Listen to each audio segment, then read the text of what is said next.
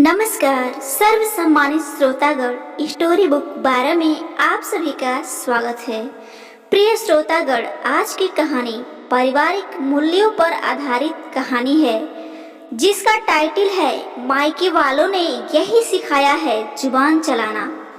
ये कहानी शायद आपको बहुत पसंद आए। कहानी को अंत तक जरूर सुने। शीतल अभी ऑफिस जाने के लिए तैयार हो रही थी, तभी उसका मोबाइल फोन बजने लगा। उसने मोबाइल देखा तो उसके पापा का फोन था। शीतल ने फोन उठाया।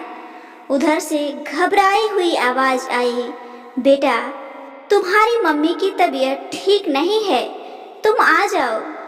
शीतल भी घबरा गई और वो अपनी सास के पास चाय लेकर आई और बोली, मम्मी जी मेरी माँ की तबीयत खराब है, पापा ने अभी अभी फोन किया था, मैं 2-4 दिन के लिए मायके जाना चाहती हूँ। शीतल ने सुबह की चाय देते हुए अपनी सासू माँ रीता जी से कहा। रीता जी बोली, राहुल से पूछ लिया? क्या कहा उसने? शीतल बोली, उन्हें अभी नहीं बताया, वे बाथरूम में हैं, बाथरूम से निकलेंगे तो बता दूंगी। तभी राहुल बाथरूम से निकलकर माँ की बगल में बैठते हुए बोला, मम्मी क्या बताना है? रीता जी बोली, अरे बताना क्या है, वही मायके जाने का बहाना कि माँ की तबीयत खराब है। शीतल बोली, नहीं मम्मी जी, बहाना नहीं है, मम्मी की तबीयत सच में खराब है, पापा ने अभी फोन करके बताया है। फिर रीता जी अकड़ कर बोली, हर समय उन लोगों को कुछ न कुछ होता ही रहता है। अरे अब उम्र भी हो गई, बुढ़ापे का समय है तो कुछ न कुछ तो होता ही रहेगा। इस उम्र में संतान को अपने माता पिता के साथ होना चाहिए, पर वो लोग भी क्या करें, उनकी संतान तो उन्हें छोड़कर विदेश में बैठे हैं। तब शीतल बोली, मम्मी जी भैया सिर्फ कुछ साल के लिए गए हैं, 2 साल पूरे हो गए हैं, 1 साल के बाद वे लोग वापस यहाँ आ जाएंगे। रीता जी बोली, अच्छा तब तक तुम उधर ही लगी रहो, शादी के 3 साल हो गए हैं पर तुम्हारा ध्यान तो हमेशा वहीं लगा रहता है, यहाँ का तो कुछ ख्याल ही नहीं। ठीक है, शाम को राहुल के साथ चली जाना और मिलकर आ जाना। राहुल ने सहमति जताते हुए कहा, हाँ यह ठीक है, अभी हम ऑफिस जाते हैं, शाम को चलेंगे। शीतल बोली, लेकिन पापा कुछ घबराए हुए लग रहे थे, इसलिए मैं अभी जाना चाहती हूँ, हो सकता है मम्मी को हॉस्पिटल ले जाना पड़े। और तुम्हारा ऑफिस? राहुल ने पूछा। शीतल बोली, मैं अभी 2 दिन की छुट्टी ले लूँगी और फिर आगे देखूँगी कि क्या करना है, ज़रूरत होगी तो और छुट्टी बढ़ा लूँगी। तभी रीता जी चिढ़ते हुए गुस्से में बोली, लेकिन यहाँ का क्या, मेरे घुटनों का दर्द बढ़ा हुआ है, मेरी तबीयत भी कुछ ठीक नहीं लग रही है। तब शीतल बोली, मम्मी जी आपको परेशान होने की कोई ज़रूरत नहीं है, काम वाली और खाना बनाने वाली दोनों अभी आती ही होंगी, मैं उन्हें अच्छे से समझा दूंगी, आपको परेशानी नहीं होगी, वो लोग सब कुछ अच्छे से करके आपको भी देख लेंगी, आपको कोई काम नहीं करना पड़ेगा। फिर रीता जी बोली, वो सब तो ठीक है, पर रहने की कोई ज़रूरत नहीं है, देखकर आ जाना। मम्मी जी अभी तो मैं गई भी नहीं, पहले जाकर देखूं तो सही कैसी तबीयत है, तबीयत खराब होगी तभी रहूंगी, आप इतना परेशान क्यों हो रही हैं? शीतल को भी गुस्सा आ गया, वह भी जोर से बोली।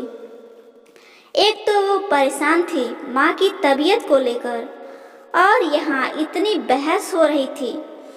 राहुल भी गुस्से से बोला, शीतल, यह क्या तरीका है माँ से बात करने का। तभी रीता जी भी बोली, अरे इसे कुछ मत कहो, यह नहीं समझेगी। अपने मायके वालों के आगे इसे कुछ नहीं दिखता। शीतल से अब रहा नहीं गया। वह बोले, मम्मी जी, आप भी तो माँ हैं, आपको कुछ होता है तो क्या हम आपको ऐसे ही छोड़ देते हैं? आपकी भी तो अच्छी तरह से देखभाल करते हूँ ना, तो फिर अपनी उस जन्म देने वाली माँ को क्यों छोड़ दूँ? राहुल गुस्से से बोला, शीतल, ऐसा क्यों बोल रही हो? ये मेरी माँ है, इसका सदा सम्मान करो। आज मैं जो भी हूँ माँ की बदौलत ही हूँ। पापा तो बचपन में ही ऊपर चले गए थे, तब माँ ने ही इतनी अच्छी तरह पालन पोषण किया और पढ़ाया लिखाया, तभी मैं आज इतनी अच्छी जिंदगी बिता रहा हूँ। मेरी जिंदगी में माँ का महत्व बहुत ज़्यादा है और मेरा फर्ज है कि मैं अपनी माँ का जिंदगी भर पूरा ध्यान रखूं। हम माँ के लिए जो भी करते हैं वह हमारा कर्तव्य है और मैं नहीं चाहता मेरी माँ को कोई भी दुख हो, क्योंकि हम कोई एहसान नहीं करते उन पर। तुम्हें भी हमेशा इस बात का ध्यान रखना है, समझी? कमरे का वातावरण तनाव से भर गया। रीता जी फिर बोली, अरे ये क्या समझेगी? मायके में संस्कार, व्यवहार, रिश्तों का महत्व सिखाया हो तब ना। नहीं मम्मी जी, मैं सब समझ गई। पहले मैं कुछ दुविधा में थी, पर आप लोगों की बातें सुनकर मैं माँ का महत्व और संतान का माता पिता के प्रति फर्ज को बहुत अच्छी तरह समझ गई। शीतल एकदम शांत स्वर में बोली, राहुल, मैं माँ के प्रति तुम्हारे विचार जानकर बहुत खुश हूँ, पर जो जो बातें तुमने अपनी माँ के लिए कहा, वो सभी बातें मेरी माँ पर भी लागू होती है। मेरी माँ ने भी मेरे लिए वो सब कुछ किया जो तुम्हारी माँ ने तुम्हारे लिए किया है। फिर तुम्हारी माँ मेरी माँ में फर्क क्या है? माँ में भेदभाव क्यों? माँ तो माँ है, तुम्हारी माँ हो या मेरी माँ, फिर उनके प्रति फर्ज निभाने में भेदभाव कैसा? शीतल ने एक गहरी सांस ली। कमरे में सन्नाटा छा गया। तीनों चुप हो गए। थोड़ी देर बाद शीतल बोली, मैं जा रही हूँ और जब मम्मी की तबीयत ठीक हो जाएगी तब आ जाऊंगी। आप लोग अपना ध्यान रखिएगा। कहते हुए शीतल कमरे से बाहर जाने लगी। शीतल रुको, मैं भी तुम्हारे साथ चलता हूँ, राहुल ने कहते हुए माँ की ओर देखा। माँ ने भी सिर हिलाकर अपनी स्वीकृति प्रदान कर दी। कमरे का तनाव खत्म हो गया था। राहुल शीतल के पीछे गया और शीतल से माफ़ी मांगी। बोला, शीतल, मैं भूल गया था, मुझे माफ़ कर दो। शीतल ने मुस्कुरा दिया, बोली, राहुल, माँ होती है, क्या मेरी क्या तुम्हारी? राहुल बोला, हाँ, तुमने सही कहा। चलो जल्दी चलते हैं, वरना फिर पापा का फ़ोन आ जाएगा। शीतल मुस्कुरा दी और दोनों चले गए।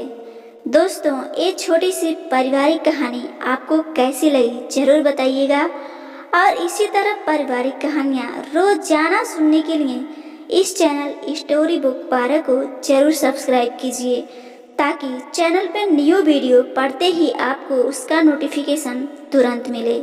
धन्यवाद।